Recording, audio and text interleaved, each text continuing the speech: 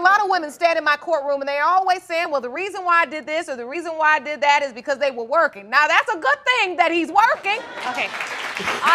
Especially when he has 2 children to support. Yes, ma'am. And a family. So what was wrong with that? He was working all the time, and it's still to this day, it is still like that. But I'm saying, what would then lead you to sleep with the roommate? Just to. It was just to, because I didn't want to be at my mom's house.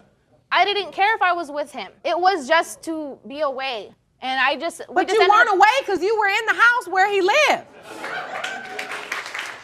Was this during the time that your daughter was conceived? Yes, ma'am. It was for 4 months.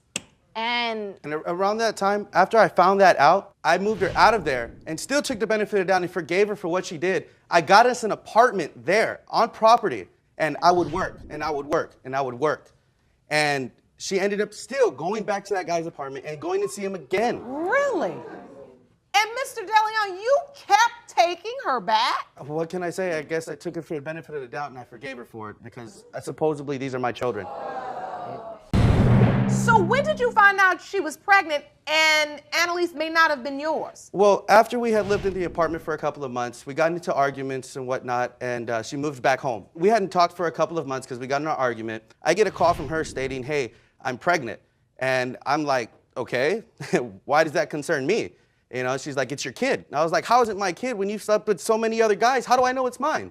And she's like, well, I want you to be here in the hospital. And, you know, me, kind-hearted like I was, I went and saw her in the hospital. No other guys there. After she slept with all these other gentlemen, she begins to call me. And I end up delivering Annalise. I pulled her out of her. I cut the umbilical cord. I was the doctor. The doctor was overlooking me. You know? And there's a picture right there of me holding my child. But through all of this, from the beginning, you still promised me through everything that you were still going to be there.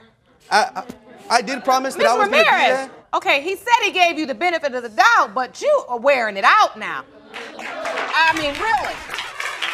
Are you taking for granted that he keeps taking you back? He keeps saying he's going to be there? And that's what I believe. Because now this is child number 2 and more doubt. And that's what I believe, Your Honor, that she kept on taking advantage of me. Because after this child was born, no more than a couple months later, she ended up leaving me and telling me that these kids aren't mine over an argument because I'm working too much, you know? Ms. Ramirez, did you tell him that? Yes, I told him that he wasn't the father only and that I was upset at him. And then I ended up receiving a text message on Facebook and a picture of this gentleman that supposedly is my daughter, that he's holding my kid. And I got a letter from Facebook also stating that this is his child. This is a picture of another man holding the baby you delivered in the hospital. Yes, ma'am. And it says, my baby girl.